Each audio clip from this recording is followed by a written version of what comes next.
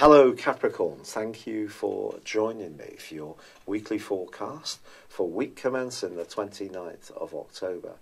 You have a terrific appreciation of the need to be patient, to apply yourself over a sustained period of time. Other people can almost want to get instant results, and when they don't get them, tend to lose interest and meander around, sometimes aimlessly, whereas once you have a very clear goal or vision in your mind, you proceed in a very patient, sustained and step-by-step way. This week, Saturn, your ruler, is going to be forging in the first half of the week to a great link to the Sun in Scorpio. And this is going to help you to link well as an individual, but in a very cooperative way to the people that are being helpful in your situation. But Saturn is the influence that gives you these skills, these assets, where you appreciate that not everything does come easily. It does require some application and some perspiration. But now I feel that you can add to this some real sense of future planning, of seeing the big picture and working well with the key people in your world. But of course, last week there was a very restless full moon. And if your love life has become a little too mundane and you're itching for a bit more excitement, then it could see this aspect between the Sun and Saturn. You looking out for other like-minded individuals that know that you can be great fun to be with. You have a fantastic sense of humour. But at the same time, you need to feel that people are real. So if something has lost its lustre, an interest, a friend, or even a relationship, you are going to be very attuned to who may be potential new players in your world. Part of the reason for this is that Uranus is in an opposition with Venus, the planet of affection, throughout this week.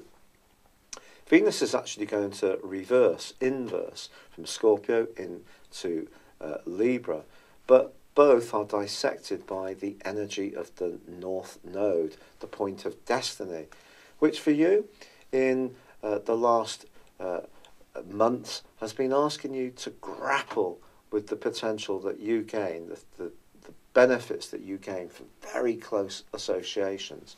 But if there's a very close association that's throttling your need to be an individual, I think it's going to give you food for thought this week. So if a tie really does seem to have lost that sparkle, maybe this is your opportunity to try to reinvigorate it. Make suggestions about how you can rekindle the spark of attraction between one another. For some people, it may seem that some kind of change is necessary or inevitable. But Pluto, the planet of change, in your sign too, is forging a superb angle to Mars. And if you do like to take the initiative, but you also appreciate the good things in life, then food and drink can be a great thing to share with anyone that you encounter. But of course, this week is Halloween. And on Halloween itself, there is a quarter moon. And if there is a group of people that you hang out with where there is an undercurrent of jealousy or bickering or politics, that could be quite a turn-off to you.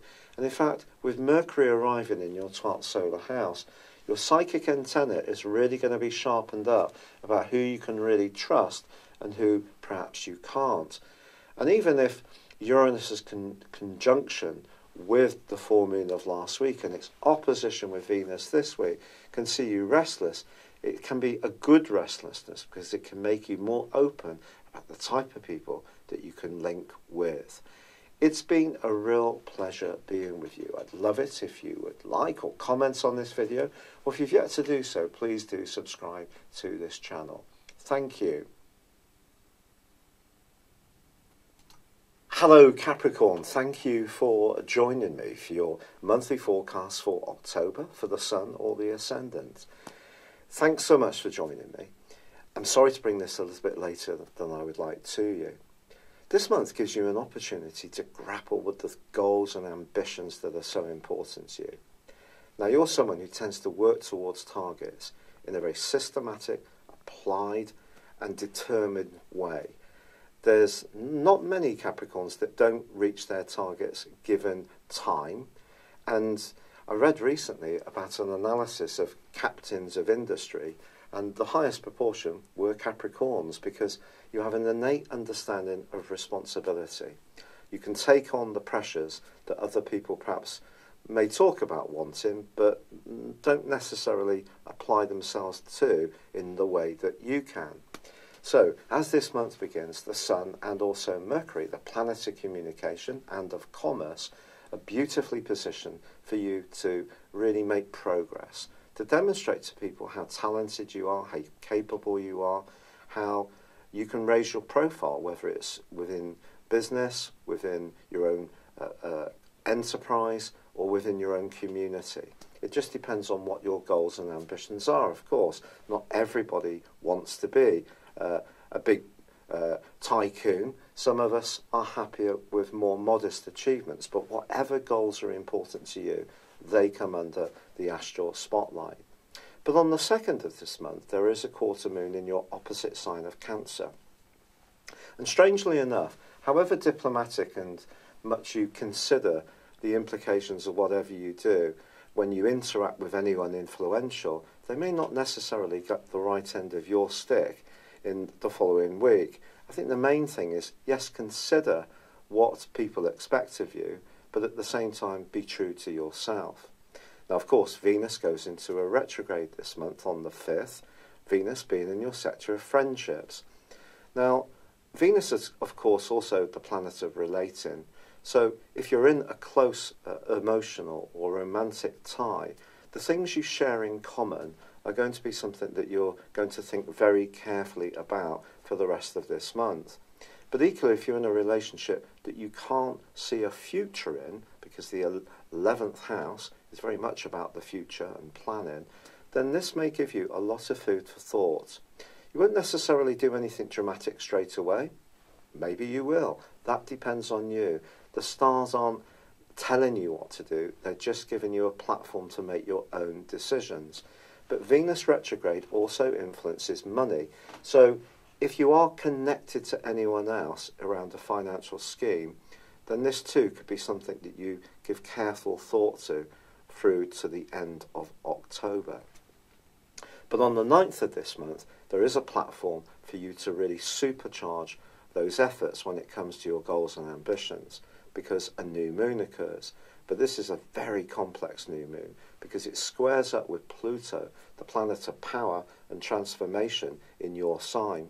For 1 week intensely, and for 1 month possibly, it's the case that you may encounter a major opposition to what you want to achieve. Now, Pluto and power is an interesting concept, because if we use our power wisely, someone else may not use their power on us wisely. So Pluto's always a bit of a tussle, and we can't control the whole process. Also, Pluto can evoke within us changes that we're not even conscious that we're ready for or needing. And huge change can occur, and it can be very, very profound.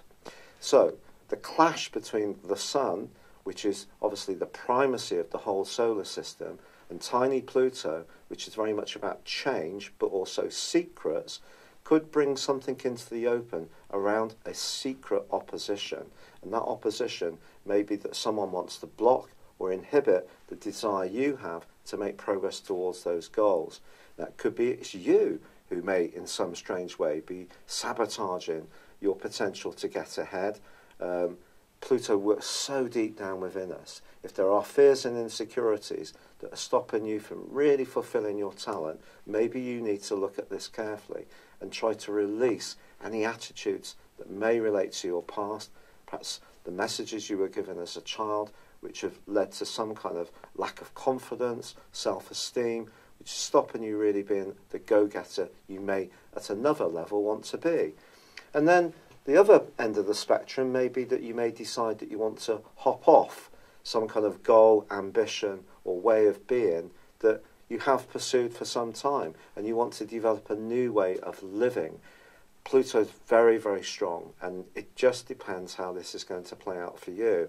Adding complexity to this new moon is Neptune, the planet of dreams, which has been shifting your thinking constantly since 2012, flexing you, and at times perhaps also confusing you. Now there is going to be a big change which occurs on the 23rd when the Sun moves into Scorpio, but on the 10th Mercury moves into this area too. Now Mercury in your 11th house is entirely positive. It enables you to network, to build alliances, and if you do want to make important strides towards goals, you're not going to do it through naked ambition, because some way or another someone could feel threatened by that. So the more you can try to build a spirit of cooperation, especially with Venus in retrograde, the better it is. But I think if you don't see the point of a long-term plan, even if it has been a major goal for some while or even some years, then perhaps it is the time to start rethinking. And Mercury moving in to join up with Jupiter, which is in your sector of the long-term plan, along with Venus retrograde, could, for some Capricorns, see quite a big rethink about your priorities, the things that are really important to you, your spiritual motivations. This is not so much about sheer goals, status and ambition. Even money or property could lose their appeal as this month goes on, especially because once the Sun moves into Scorpio to join up with Mercury, Jupiter and Venus on the 23rd, it meets with the retreating Venus and we have a conjunction. This conjunction could mean that you could meet a significant new person. This could be through a friendship setting. It could be a group of people who are going to activate your thinking in an inspired way. But it also sees Venus and the Sun combined in opposition to Uranus. Now, since May, mid-May to be precise, of this year, Uranus has been tracking its way through your 5th solar house, which is very much about passion, it's about love, it's about joy, it's about self-expression. And your tendency to be very self-disciplined, to take responsibilities on, to keep your head down and just work, chip away in a very sustained and applied way, which is so wonderful. But there may have been part of you that started to rebel against that yourself, because you're wanting to explore a much freer part of your potential. And with Uranus in opposition to both the Sun and Venus, this can be a watermark, not just for this month, Capricorn, but for your whole life. And if there is a relationship that isn't working for you of any kind, Uranus's rebelliousness and desire to see you be a freer spirit, not just do what is always expected of you, which is second nature for you very often, could see you decide to make a radical decision. Now, what's going to make this whole thing more complex even still is that the North Node, the point of destiny, the dragon's head, which is like a mini Jupiterian influence, which has been in your sector of shared resources, business and finance since May the 10th, 2017, is in opposition, of course, to the polar axis opposition of the South Node, which is how you receive things. It's much more karmic. And that's in your 2nd solar house in Aquarius. And there may have been something that's happened through Mars's transit through Aquarius, certainly in mid-May, and also perhaps at the start of September as well, when it came, or the middle of September, sorry, when it came back into Aquarius on the 12th, to be precise, where you started to feel much more rebellious about something that you'd been very committed to for a long time. It may be an issue of intimacy, it may be an issue of financial planning, it may be something to do with a business enterprise. But if your enterprise as an individual is being compromised to such a point that you're not really thriving, you're not oxygenating a new, evolving and developing part of your being, you're just stuck and it all feels very restrained, this is because this is a grand fixed cross, one of the most complex of all planetary aspects. Now, when Trump got into power, I feel that all that fake news was triggered by a grand mutable cross, which influenced his Sun in Gemini. So I do feel that this is going to have a massive impact on all of us, this particular influence. Now, the North Node inverses, so it's the opposite of the rest of the zodiac, is actually going to be moving into your opposite sign on November the 8th of this year, and relationships, or a primary relationship, is going to come under the astral microscope in a massive way in the months after that, especially as, of course, your ruler Saturn is back in your sign since December the 20th last year, but you've also got Pluto shaking things up. This is about your individuality against a relationship. The relationship can be sexual, it can be intimate, it could be to do with a property commitment, a business, a shared resource, or it could be to do with something that you're very principled about. But if something isn't working for you, this grand fixed cross is almost like Teutonic plates grinding against each other, and the rivets could pop out if something is being resisted that you need to flow with. And that is, my friends, Pluto. Because Pluto is the ruler of Scorpio along with Mars. But Pluto is the modern ruler. So what happens here with Uranus in opposition, pushing for change, for radical alterations, if your life isn't really being lived in a very vital way, something could alter. And then on the very last day of this month, we have Mercury moving into Sagittarius, which could see you doing some massive soul searching. But before then, on the 26th, there is a full moon, and that full moon also links with Uranus. So if you have been keeping something down through your sheer self-discipline, that's seeing you resisting, being much freer, much more articulate, much more creative, living in your power, in the here and now, in this minute. And it could be that due to Saturn's transit through your sign, and also Pluto, that some kind of reconstruction needs to go on. Now I have, in my directions, which is a form of forecasting, I have energy in the sign of Capricorn as well. And I can see this going on in my own situation. It's not necessarily easy. Obviously, the rheumatoid arthritis that I'm suffering is something that is being affected by these directions. So these transits for you, especially with those big two outer hitters, the higher octave planets of Saturn and also Pluto, and the North Node sweeping in from November the 8th, is going to be very, very important. So remember, the stars don't tell you what to do, they just give you a platform. But with Pluto so potent this month, I don't think it's necessarily going to be something that you can resist, but it is something that's hugely exciting. So although a lot of the astrologers on YouTube particularly, I think, will put most of the emphasis on Venus's retrograde, and that's not wrong, I just feel there is a bigger picture that's so important, and it is to do with you activating a future which is based less on the natural principles of your sign, about being worthy, fitting in with what's expected, going with what the societal norms are, maintaining tradition. It's all about you just showing people how entertaining, funny, clever and talented you are. Go for it, Capricorn.